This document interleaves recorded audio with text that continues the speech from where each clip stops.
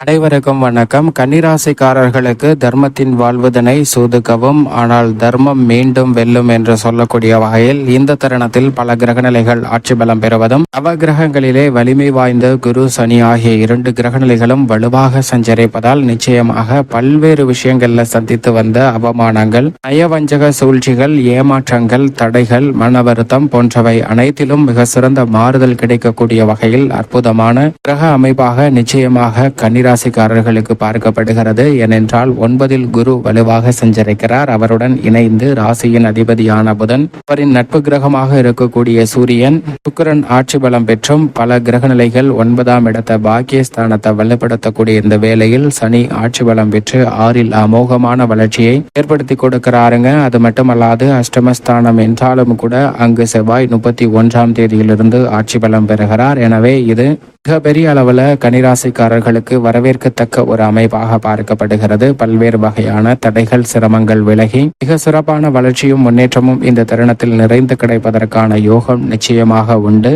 பொதுவாக கிரகநிலைகளின் அமைப்பை ஆராய்ந்து பார்க்கும் போது மே 28 முதல் ஜூன் 4 முடிவதற்குள் கிரகநிலைகள்ல பல அதிரடியான மாறுதல்கள் ஏற்படுகின்றன. அதிலும் குறிப்பாக சுக்கிரன் ஆட்சி பலம் பெற்று வலுவாக சஞ்சரிக்கக்கூடிய இந்த வேளையில் மிகவும் வலுவாக பூமிக்காரகன், மங்களக்காரகன் என்று சொல்லக்கூடிய செவ்வாயும் ஆட்சி பலம் பெறுகிறாருங்க. பல கிரகநிலைகள்ல ஏற்படக்கூடிய அதிரடியான மாறுதல்கள் ஆட்சி பலம் பெறக்கூடிய ஒரு சிறந்த அமைப்பாக பார்க்கப்படுவதால் தர்மத்தின் வாழ்வதனை சூதுக்கவும், தர்மம் மீண்டும் வெல்லும் என்று சொல்லக்கூடிய வகையில் பல்வேறு வகையில ஆட்சி பலம் பெற்று கிரகநிலைகள் அமரக்கூடிய இந்த வேளையில் தங்களுடைய வாழ்வில் ஏற்படக்கூடிய பல்வேறு வகையான தடைகள், சிரமங்கள் அகன்று மிக வலுவான நன்மை நிறைந்த விஷயங்கள் நிறைந்து கிடைப்பதற்கான யோகம் உண்டு என்பதை தெளிவாக கிரகநிலைகள் உறுதிப்படுத்துகின்றன. இது மிக பெரிய அளவில் வரவேற்கத்தக்க ஒரு அமைப்பாக பார்க்கப்படுகிறது. ஏனென்றால் பல கிரகநிலைகள் இந்த வேளையில் ஆட்சி பலம் பெற்று சஞ்சரிக்க போகின்றன. அதிலும் குறிப்பாக நவ கிரகங்களிலே மிகவும் வலிமை வாய்ந்தவராக பார்க்கக்கூடிய, நீதி தவறாத, நடுநிலை தவறாத, நியாயஸ்தராக செயல்படக்கூடிய சனி ஆட்சி பலம் பெற்று தனது சொந்த ராசியான கும்பராசியில் வலுவாக வீற்றிருக்கிறாருங்க. சனி கும்பராசியில் ஆட்சி பலம் பெற்றிருப்பது நிச்சயம் வரவேற்கத்தக்க ஒரு அமைப்பாக பார்க்கப்படுகிறது. ஆயுள்காரகன், கர்மக்காரகன் என்று சொல்லக்கூடிய சனி பகவான் மிக வலுவாக கும்பராசியில் ஆட்சி பலம் பெற்றிருப்பதால் உத்தியோக ரீதியாக பல அதிரடியான மாற்றங்களை சந்திப்பதற்கான யோகம் இந்த தருணத்தில் உண்டு. அந்த மாற்றங்கள் அனைத்துமே தங்களுடைய எதிர்கால நலனை பேணி காக்கக்கூடிய வகையில் மிக சிறப்பாக அமைவதற்கான யோகம் உண்டு என்பதை தெளிவாக உறுதிப்படுத்துகிறார். தர்மத்தின் வாழ்வதனை சூதுக்கவும் என்று சொல்லக்கூடிய வகையில் தங்களுடைய வாழ்வில் உத்தியோகம், தொழில் ரீதியாக பல்வேறு வகையான சிரமங்கள், தடைகள், சிக்கல்களை சந்திக்கக்கூடிய நபர்களுக்கு அதிலிருந்து மீண்டு வரக்கூடிய வகையில் மீண்டும் தர்மம் வெல்லும் என்று சொல்லக்கூடிய வகையில் பல்வேறு வகையான அதிரடியான சீர்திருத்தங்களை மேற்கொள்ளக்கூடிய யோகம் நிறைந்த ஒரு தருணமாக பார்க்கப்படுகிறது. எனவே தொழில்துறை, வியாபாரத்துறையில் இதுவரை இல்லாத அளவிற்கு பல அதிரடியான மாற்றங்களை சிறப்பான முறையில் செயல்படுத்துவதற்கான யோகத்தை ஆட்சி பலம் பெற்று சஞ்சரிக்கக்கூடிய சனி உறுதிப்படுத்துகிறாருங்க. ஏனென்றால் சனி கும்பராசியில் ஆட்சி பலம் பெற்று குடகுடமாய் நன்மை கொடுக்கக்கூடிய வலுவான அமைப்பில் வீற்றிருக்கிறார். அது மட்டுமல்லாது மிகவும் வலுவாக சனியின் பார்வையானது மேசம், சிம்மம் மற்றும் விருச்சகம் ஆகிய ராசிகளின் மீது படுகிறது.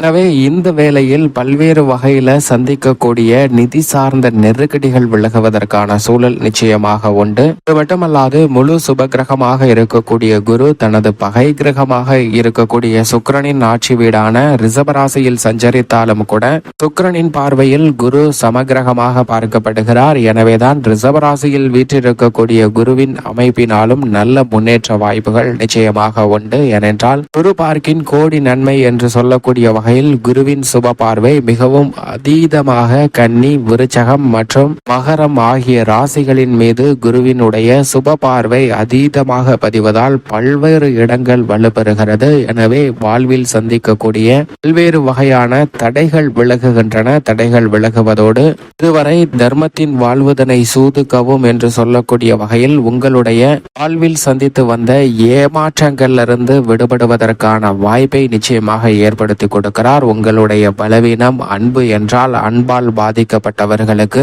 அவற்றிலிருந்து மீள்வதற்கான வாய்ப்பையும், உங்களுடைய பலவீனம் பொருளாதார ரீதியான சிக்கல்களை கையாளுவது என்றால் அவற்றிலிருந்து வெளிவருவதற்கான வாய்ப்பும், ஏதோ ஒரு வகையில சூழ்ச்சியினால் வீழ்த்தப்பட்ட உங்களுக்கு அவற்றிலிருந்து மீண்டு வருவதற்கான யோகத்தை மிகவும் வலுவாக குருவின் சுப பார்வையும் குருவின் சஞ்சார அமைப்பையும் மிக தெளிவாகவும் துல்லியமாகவும் மீண்டு வருவதற்கான யோகத்தை உறுதிப்படுத்தி கொடுக்கின்றன. அது மட்டுமல்லாது நிழல் கிரகமாக இருக்கக்கூடிய ராகு கேது தங்களது சஞ்சார தூரத்தில் பாதிக்கு மேல் கடந்து விட்டன. இனி வரக்கூடிய தருணங்களில் ராகு கேதுவால் தீமை வெகுவளவில் குறைந்து நன்மை நிறைந்து கிடைப்பதற்கான யோகம் உண்டு. ராகு குருவின் ஆட்சி வீடான மீன ராசியிலும், மோட்சக்காரகரான கேது புதனின் ஆட்சி வீடான கன்னிராசியிலும் வலுவாக வெற்றிருக்கின்றனர். இந்த கிரகநிலைகளின் அமைப்பு காரணமாக நிச்சயமாக சந்திக்கக்கூடிய பல்வேறு வகையான தடைகள் விலகி முன்னேற்றமும் சுபிச்சமும் நிறைந்து கிடைப்பதற்கான யோகம் உண்டு என்பதில் சந்தேகமே இல்லை. ராகு கேதுவின் அமைப்பை பொறுத்தவரைக்கும் அது மட்டுமல்லாது மிக வலுவாக பூமிக்காரகன் மங்களக்காரகன் என்று சொல்லக்கூடிய செவ்வாய் தனது சொந்த ராசியான மேசராசியில்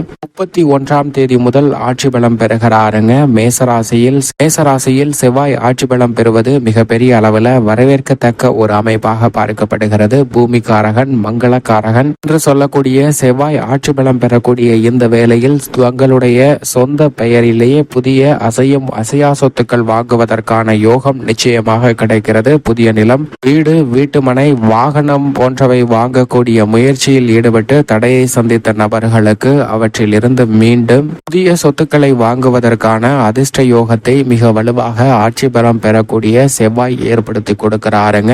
பல்வேறு வகையில சந்திக்கக்கூடிய பொருளாதார ரீதியான சிக்கல்கள், நெருக்கடிகள், ஆரோக்கிய தொல்லைகள் போன்றவை விலகுவதற்கான யோகம் மிகவும் வலுவாக இந்த தருணத்தில் உண்டு என்பதை தெல்ல தெளிவாக ஆட்சி பலம் பெறக்கூடிய செவ்வாய் உறுதிப்படுத்தி கொடுக்கிறார். அது மட்டுமல்லாது முதலும் முடிவும் உஷ்ண கிரகமுமாக இருக்கக்கூடிய சூரியன் வலுவாக இந்த வேளையில் குருவுடன் இணைந்து ரிஷபராசியில் வீற்றிருக்கிறாருங்க. குருவுடன் சூரியன் இணைந்திருப்பதால் சூரியனின் தாக்கம் என்பது வெகு அளவில் குறைகிறது.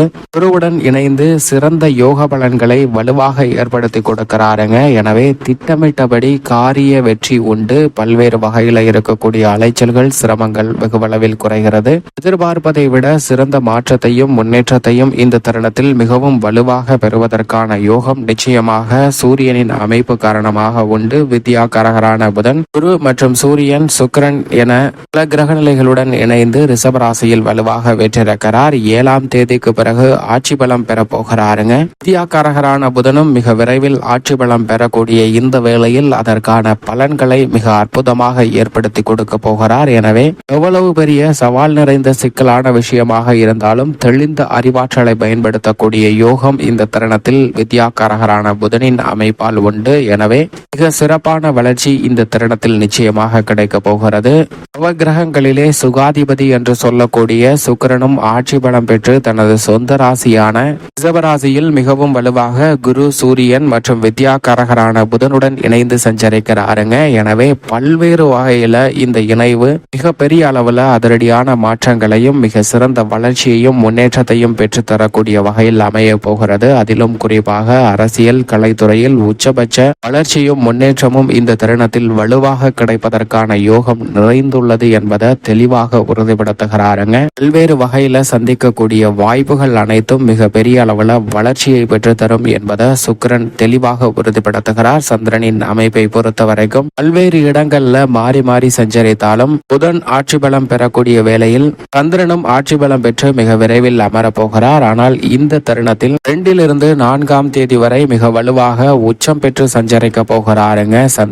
சந்திரனுடைய உச்சத்தின் காரணமாக தர்மத்தின் வாழ்வதனை சூதுக்கவும் என்று சொல்லக்கூடிய வகையில் சந்தித்து வந்த பல தடைகள், சிரமங்கள் விலகும். அனைத்து விதமான பணிகளிலும் சிறப்பான முன்னேற்றத்தை மீண்டும் தர்மம் வெல்லும் என்று சொல்லக்கூடிய வகையில் சந்திரன் வலுவாக ஏற்படுத்தி கொடுக்க போகிறார். எனவே பல அதிரடியான நன்மை நிறைந்த மாறுதல்கள் இந்த தருணத்தில் வலுவாக கிடைக்க போகிறது. இப்படி நவ கிரகங்களின் அமைப்பும் இருக்க கன்னிராசிக்காரர்களை பொறுத்தவரைக்கும் முழு சுபகிரகமாக இருக்கக்கூடிய குரு 9ஆம் இடத்தில் இருப்பது உச்சபட்ச வளர்ச்சியையும் நன்மையும் நிறைந்து கொடுக்கக்கூடிய ஒரு சிறந்த அமைப்பாக நிச்சயமாக பார்க்கப்படுகிறது. ஏனென்றால் 9இல் குரு என்றாலே உச்சபட்ச வளர்ச்சியும் நன்மையும் நிறைந்து கிடைக்கக்கூடிய யோகம் உண்டு என்பதை நாம் உறுதி செய்து செய்து கொள்ளலாம். அப்படிப்பட்ட குரு பகவானுடைய சுப பார்வையும் ஜென்ம ராசிக்கு மிகவும் வலுவாக 3, 5 ஆகிய இடங்களிலும் கிடைக்கிறது. குரு பார்க்கின் கோடி நன்மை என்று சொல்லக்கூடிய வகையில் ஜென்ம ராசியில் குருவின் சுப பார்வை பதிவதால் பல்வேறு வகையில இருக்கக்கூடிய தடைகள் நிச்சயமாக விலகும். இதுவரை பல்வேறு வகையில குடும்ப ரீதியாக ஏமாற்றங்களையும் தொழில் உத்தியோக ரீதியாக ஏமாற்றங்களை சந்தித்திருந்தால் அவற்றிலிருந்து நல்ல மாறுதலை நிறைந்து பெறுவதற்கான யோகம் நிச்சயமாக இந்த தருணத்தில் உண்டு என்பதை தெளிவாகவும் துல்லியமாகவும் உறுதிப்படுத்துகிறாருங்க.